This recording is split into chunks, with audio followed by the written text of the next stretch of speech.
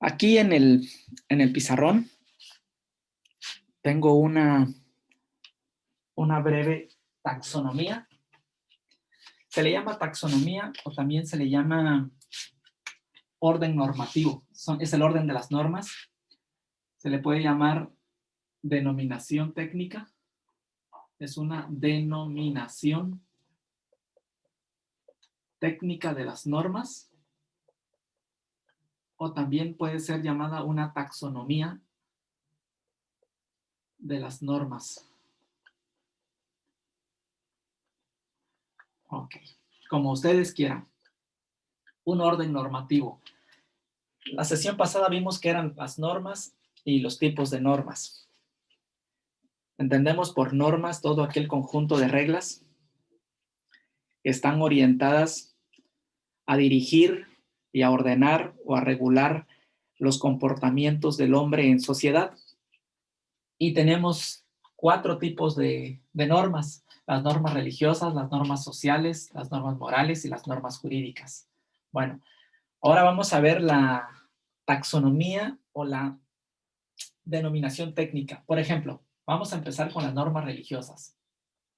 Las normas religiosas tienen un carácter normativo o una denominación unilateral, interna, incoercible y heterónoma. Vamos a explicar cada una de ellas. Vamos primero con la unilateral. Cuando es unilateral, significa que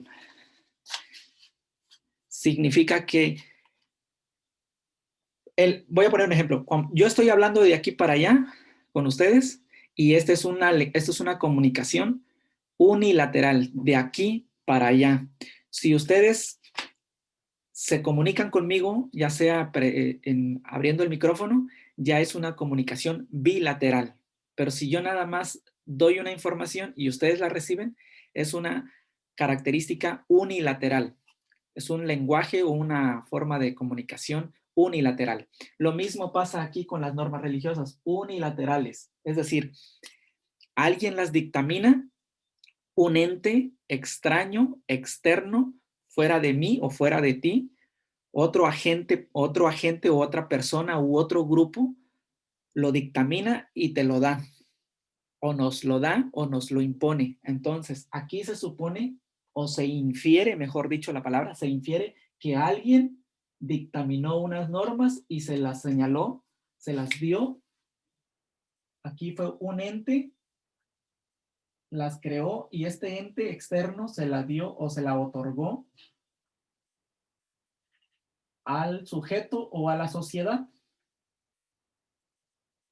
En este caso, este sujeto no la creó, no creó la norma, sino que fue este ente quien creó la norma y este se la otorgó al sujeto, en este caso a la sociedad. Bueno, eso entendemos por unilateralidad. Unilateralidad.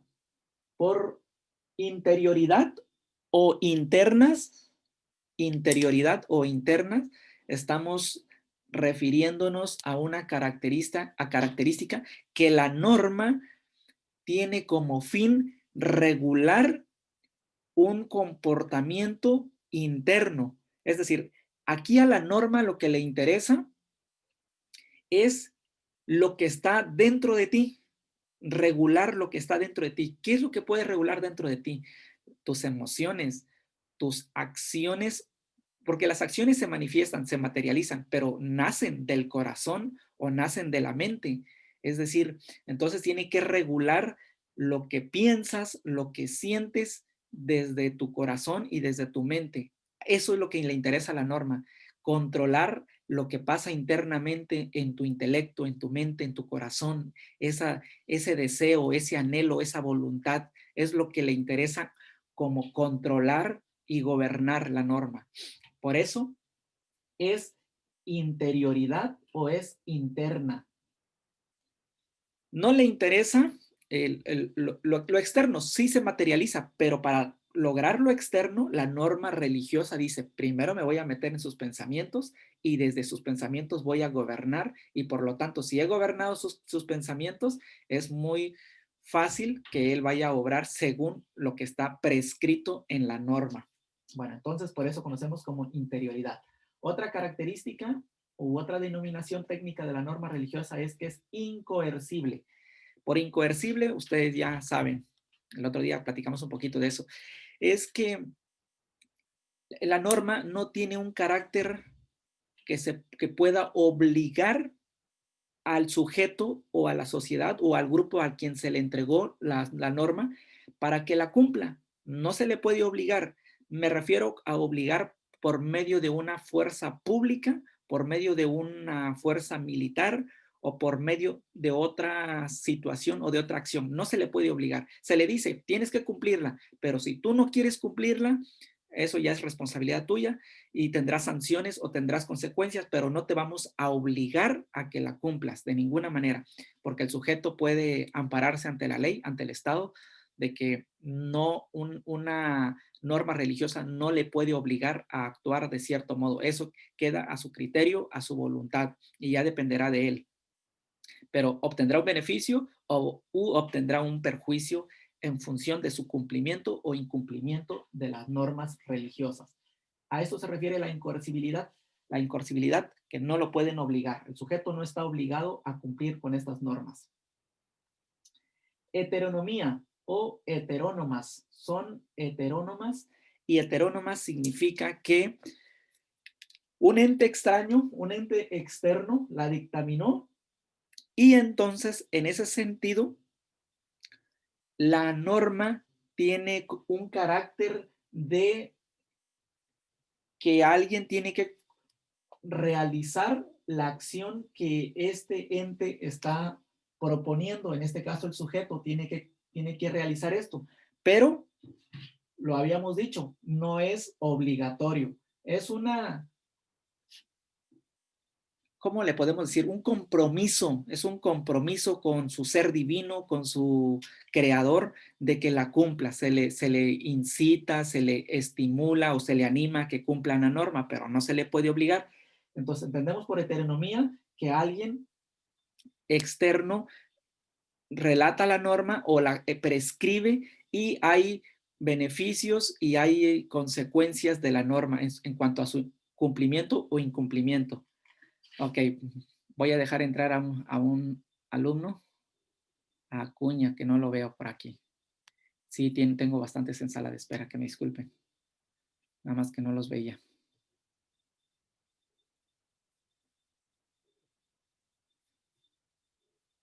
Así que permítanme tantito, ahorita los agrego.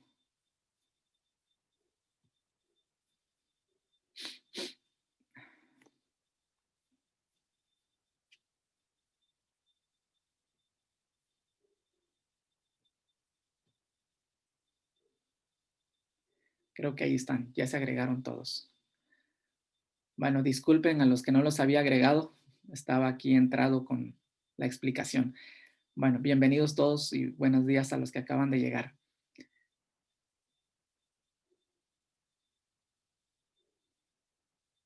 Caroline López también se está agregando, muy bien.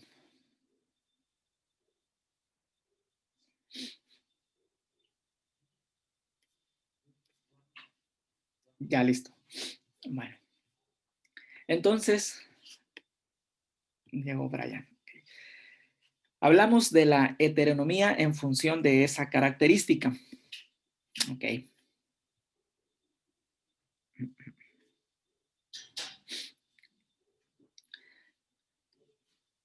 Por heteronomía entendemos que las reglas o son reglas que enfrentan una persona o un grupo de personas y que provienen de un medio externo, es decir, son creadas por entidades distintas al destinatario de la norma.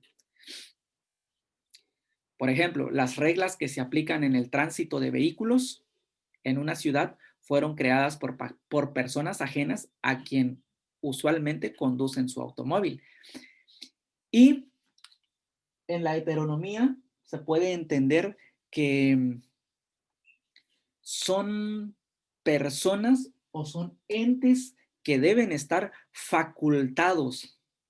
Si no están facultados, no tienen la capacidad jurídica, la capacidad moral, la capacidad social para poder dictaminar una norma. O sea, deben estar capacitados, aptos, deben ser órganos facultados. Y cuando digo facultados, que deben tener el permiso o la autorización de un gobernante, o deben tener también, se entiende por facultado, que deben tener la capacidad intelectiva, es decir, que hayan estudiado esa disciplina o esa ciencia para que puedan formular o prescribir esas normas, perdón. Ok, entonces estas son las características de las normas religiosas. De las normas sociales son unilaterales. Igual hablamos de unilateralidad. Aquí ya, como lo explicamos hace ratitos, nada más se dictaminan para el sujeto, se crean para un sujeto quien la va a cumplir. Son externas. Ah, ok. Ahora las normas sociales sí son externas. Interesa saber, no lo que, a la norma aquí en la social no le interesa saber lo que tú estás pensando, qué sientes, si te agrada o no te agrada, si, cuál es tu deseo, cuál es tu voluntad en función de esa norma. Le interesa ver el materializado tu actuar, tu comportamiento, ver si realmente cumpliste con la norma o no con la norma. Por ejemplo, si en la norma, digamos, de cocina o de comer, se solicita que comas con ciertos tenedores, con ciertos cuchillos, con cierto tipo de platos, con cierto tipo de enseres domésticos. Y uno no cumple con los estándares que están prescritos de esa familia o de esa casa en la que dicen que tenemos que utilizar esos elementos. Entonces, a la norma no le interesa, o a la sociedad o a la familia esa no le interesa si ver tu punto de vista de que es correcto comer con todos esos enseres o no tiene ningún sentido, no tiene ninguna finalidad. No, le interesa que tú los utilices. Y si no los utilizas, pues ahí vienen las consecuencias. Ya vamos a hablar más rápido de las consecuencias, como la señalización, el rechazo o la exclusión social. Pero son externas, se fijan en el comportamiento, no en lo que tú piensas o lo que yo piense. También son incoercibles, no nos pueden obligar, sí nos pueden excluir, nos pueden rechazar, pero no nos pueden obligar jurídicamente a cumplir esa norma. Y también son heterónomas, es decir, que alguien extraño, alguien agente o externo a nosotros dictaminan o crean esas normas. Aunque estemos o no de acuerdo, alguien las creó, un grupo social, un grupo empresarial, un grupo político o jurídico. Bueno, y pasamos ahora a las normas morales. Las normas morales también tienen la misma característica, que son unilaterales, van de alguien externo hacia una persona para que sea obligada a cumplirla. Bueno, más que obligada, aquí en este caso sería moral. Moralmente son unilaterales, son internas, porque el propio ser humano crea sus, válgase la reiteración, sus mismas normas. Él las establece. Aquí no hay un ente, aquí no hay ente, no hay ente externo,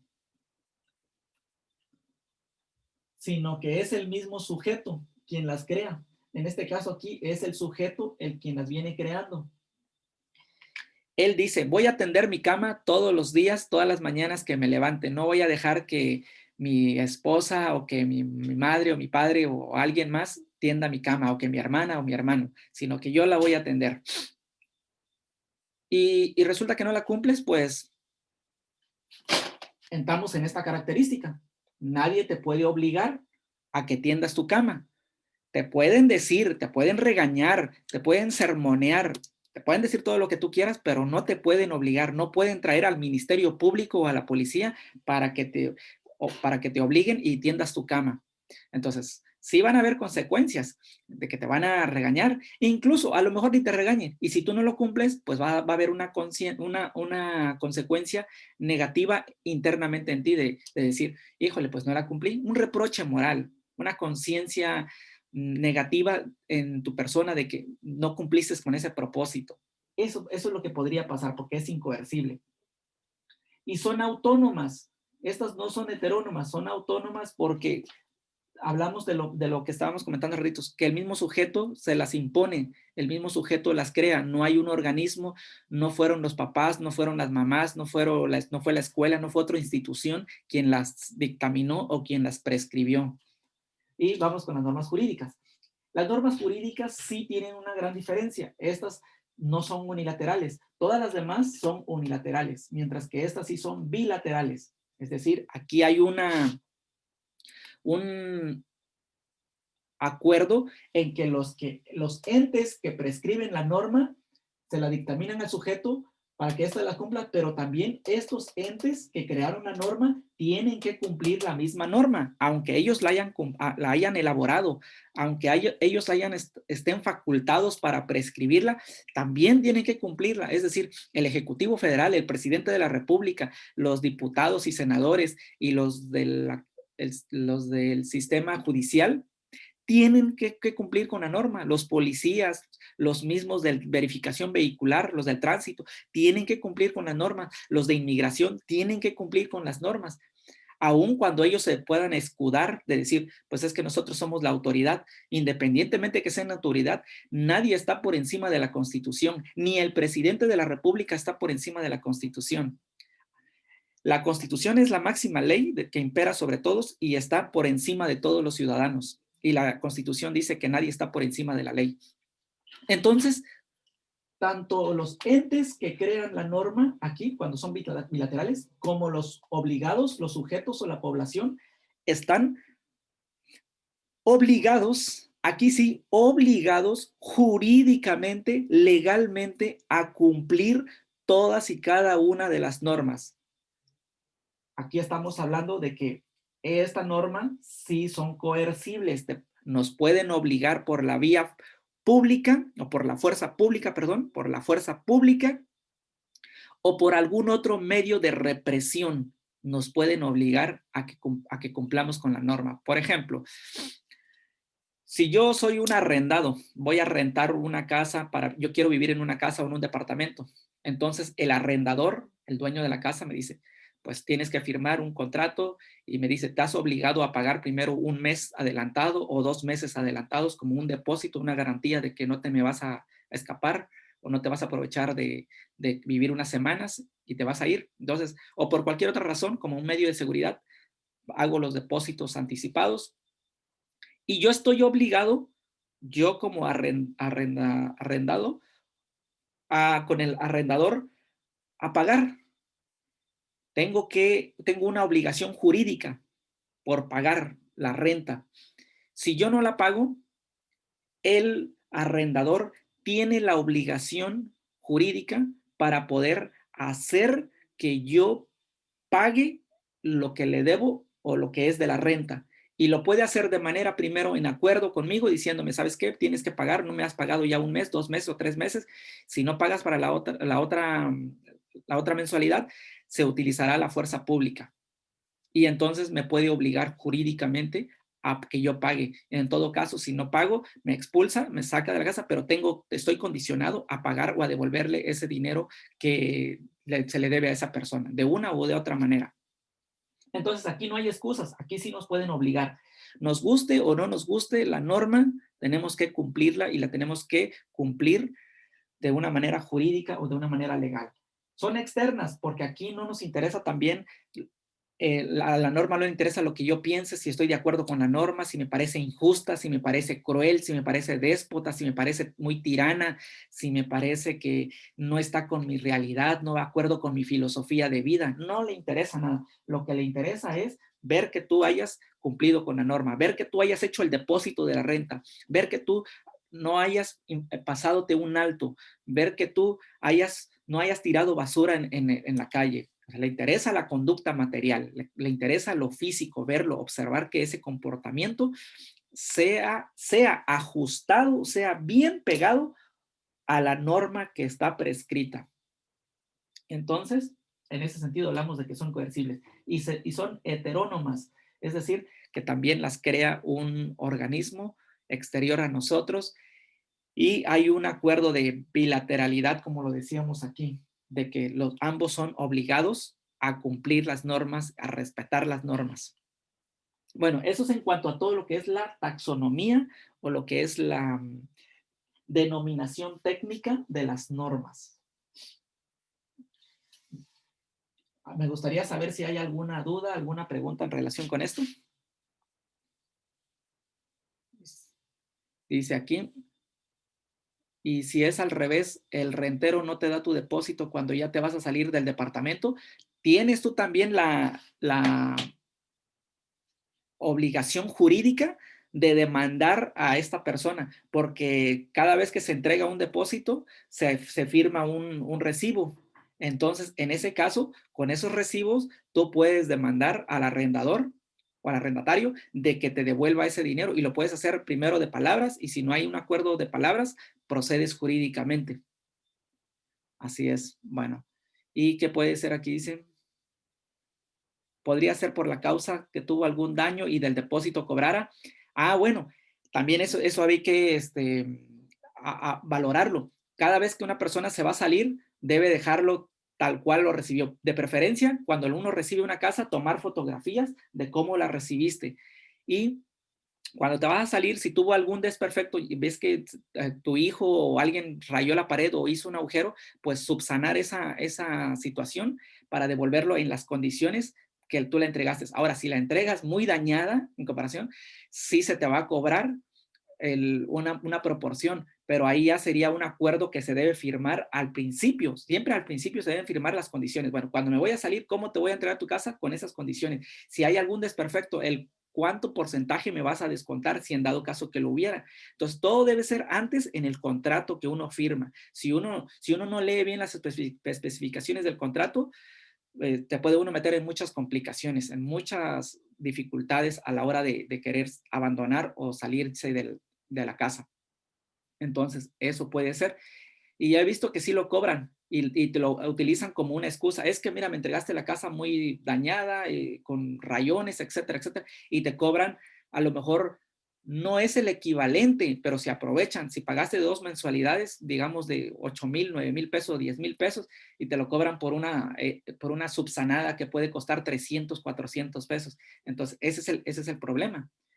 Dice aquí, no, que todo está bien, que ninguna, perfecto. No lo devuelve porque lo ocupará para la pintura. El problema es que se entregó intacta tal cual se dio. Exacto. Él puede justificar, yo te la entregué intacta, te la entregué en buenas condiciones y la pintura, un bote de pintura cuesta más de 1,000 pesos o más de 1,500, más la mano de obra. En fin, te puede dar muchos argumentos. Por eso el detalle está en entregar la casa en buenas condiciones o ver cómo te la entregaron, tener evidencia de cómo te la entregaron. También esa es una forma de poder ampararte. Bueno, si no tienen alguna otra pregunta, algún otro comentario, voy a pasar rápidamente a un ejercicio aquí en el pizarrón. Voy a borrar esto.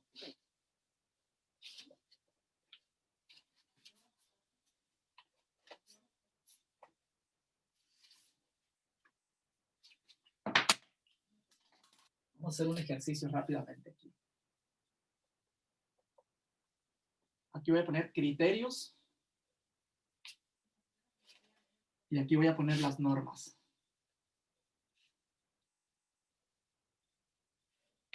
Aquí vamos a poner las normas religiosas. Aquí las morales. Aquí las sociales. Y aquí las jurídicas. Ok.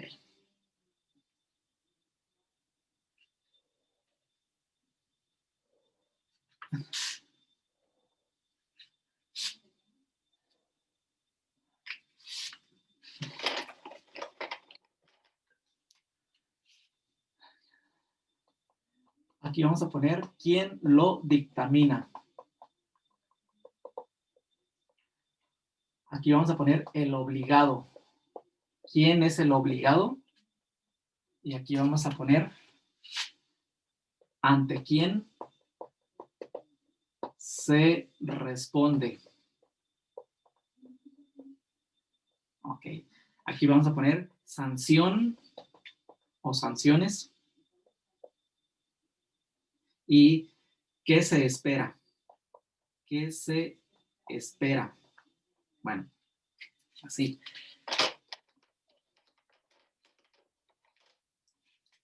¿Quién dictamina la norma religiosa? Aquí tengo a alguien más que quiere entrar, permítanme tantito. Ahí está. Ricardo García, muy bien. Me pusieron un texto, lo voy a leer aquí. Tengo una duda, dice, en el contrato de la casa que lleva rentando mi familia desde hace 20 años, Cada vez que lo renovamos, la dueña pone en el contrato como si estuviera nueva, pero la casa ya estaba medio mal antes de llegar. O sea, la casa ya tiene más de 50 años que existe y nos la dieron como nueva. Ok.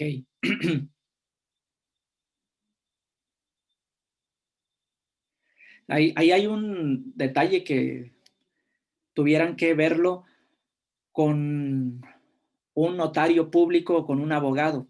Es decir, el problema aquí se está volviendo de que la dueña impone una condición de decir que está como nueva y se sabe, la evidencia dice que pues ya tiene muchísimos años la casa. Entonces, más bien podría ser un acuerdo de entre ambas partes, arrendado y arrendador o arrendatario. Pero si no funciona así, de otra manera sería mediante un intermediario, es decir, una persona ajena como un testigo de que den su punto de vista, que sean imparciales y digan, bueno, en qué condiciones está la casa, cómo la está entregando. Lo más obvio o lo más sano y correcto sería a través de por ejemplo, con un abogado o con un notario para que vean las condiciones en que están recibiendo las casas o la casa, mejor dicho, y en función de eso establecer un nuevo parámetro de costo por la renta. Eso podría ser una opción, porque es que es muy común que los arrendatarios o los dueños de las casas se aprovechen de las personas porque muchos no acudimos a las instancias jurídicas para demandar nuestros derechos, porque también es un derecho que nos corresponde. Brian Pavón dice iglesias. No entendí ahí, nada más dice iglesias, pero ojalá me digas más acerca de eso. Bueno, vamos a ver aquí rápidamente porque ya nos queda poco tiempo. ¿Quién dictamina la norma religiosa? La dictamina una divinidad. Puede ser Alá, puede ser Dios, puede ser Chacmol, puede ser Huitzilopochtli, quien haya sido la divinidad. En todo caso, también puede ser una organización religiosa, porque también hay religiones que, aparte de las normas que ya están prescritas en una escritura o en un libro, también los organismos crean otras normas aparte. Dice, iglesias a la tabla. Sigo sin entender, Brian, disculpa. ¿Quién es el obligado a cumplirlas? Bueno, aquí los feligreses. Aquí no son aquí no es toda la sociedad. Los obligados a cumplir la norma religiosa son solamente los feligreses. No todos, solamente los que están congregados en esa religión. ¿Ante quién se responde o ante quién deben responder? Aquí también las organizaciones religiosas serían las iglesias. Exactamente. Sí, así es, Iván Castillo. Las organizaciones religiosas serían las iglesias, así es. En las iglesias. Entonces, si yo aquí tengo que responder ante la divinidad y también tengo que responder ante las iglesias o a la organización, a las iglesias u organizaciones religiosas. Es decir, quienes hayan creado esas normas, yo tengo que cumplir o tengo que responder ante ellos. A lo mejor con esta divinidad sería en un futuro después de la muerte, dependiendo de la creencia que se tenga. Dice Brian, pues allá por los lugares del Medio Oriente prácticamente te obligan a creer en su Dios. Así es. Allá sí es más fuerte lo de las normas. Es casi obligado y tal vez no por la vía jurídica, pero sí hay una mayor imposición, porque allá tiene más consecuencias. Puede ser incluso que hasta lo destierren del pueblo o incluso lo lleguen a asesinar con tal de que no está cumpliendo los mandamientos o las normas prescritas. Bueno, sanciones que puede tener una persona en caso de que no cumpla con las normas. Si la cumple, obtiene salvación de su alma, ¿ok? Si la cumple. Pero si no la cumple, perdición de su alma. En este caso sería el infierno, según la norma.